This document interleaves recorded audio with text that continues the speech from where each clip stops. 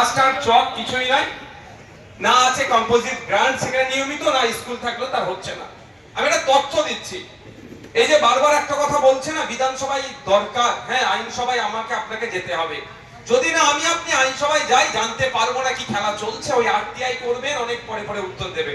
আমি বিধানসভায় থাকার সুবাদে আমি দেখছি দিদিমণি 2021-22 অর্থবর্ষে অর্থাৎ রাজ্য সরকার আমাদের আদিবাসী ভাইদের জন্য যে টাকা বরাদ্দ করেছিল তার 60% খরচ করেনি।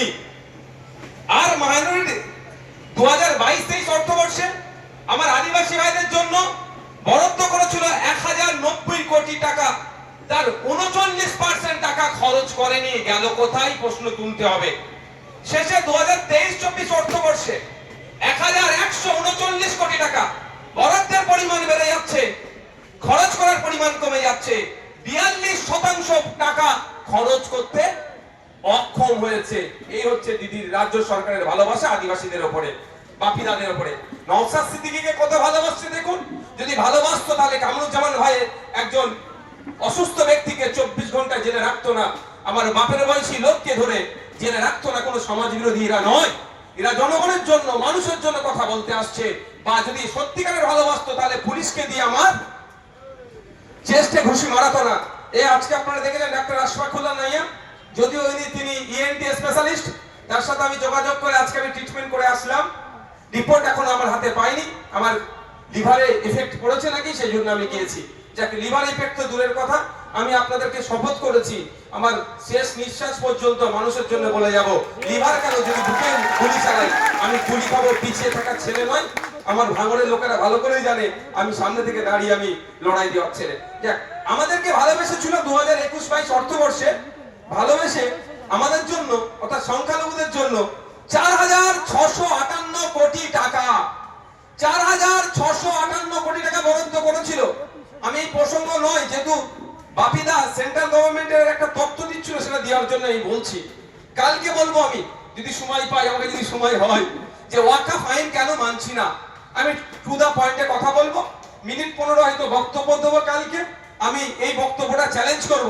আজকে শুনলাম বিজেপির কোন একটা নেতা নাকি বই প্রকাশ করেছে আবার লিডার অফ অপোজিশনকে দিয়ে ওয়াকফের বিরুদ্ধে।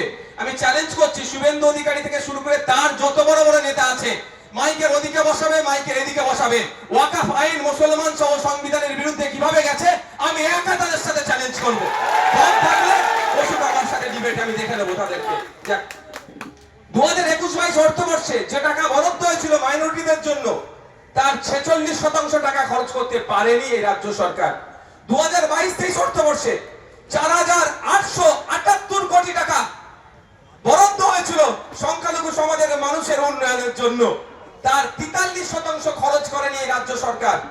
আর 2023-24 অর্থবর্ষে 5022 কোটি টাকা বরাদ্দের পরিমাণ বেড়ে যাচ্ছে, খরচ করার বেলায় বলছে হবে না।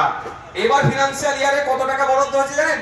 5600 কোটি টাকা।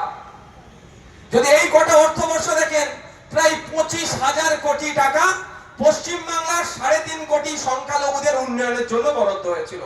শুধু সংখ্যালঘু মানে মাথায় নেবেন না শুধু মুসলমান, সংখ্যালঘুর মধ্যে খ্রিস্টান, পার্সি, জৈন এই ধরনের 6টা জনগোষ্ঠী আছে, তাদের সংখ্যালঘু সম্প্রদায় ইনক্লুড করা হয়েছে। আমি প্রশ্ন করেছিলাম দপ্তরে যে সংখ্যালঘু মুসলমান ছাড়া খ্রিস্টান, জৈন, পার্সিদের মহিলাদের এম্পাওয়ার করার জন্য কি কি প্রজেক্ট আছে বলুন তো দেখি। অফিসাররা আমার মুখের দিকে তাকিয়ে বলছেন, আর পকেট থেকে রুমাল বার করে, একজন আইএএস অফিসার ছিল, ঘাম বেরিয়ে গেছে তার, মুছে বলছে ওটা এখন আমাদের জানা নেই, পরে বলবো। আমি উত্তর দিলাম, হ্যাঁ আপনি তো আইএএস, আপনার জানা থাক না স্বাভাবিক না জানা, আমি 8 পাস, আমাকে জানতে একটু বেশি হবে। সংখ্যালঘু দপ্তরের তিনি সচিব। তো এই ধরনের নোংরামি আমাদের সাথে চলছে। 6টা বাজছে, আজকের এই প্রোগ্রাম এখানেই সমাপ্ত হলো। আমি কালকে আপনাদের জানিয়ে রাখি, আমাদের এই মঞ্চের পক্ষ থেকে আমাদের প্রতিনিধি দলেরা, একটা প্রতিনিধি দল এসআইআর নিয়ে যেভাবে বিভ্রান্ত তৈরি হচ্ছে, মানুষ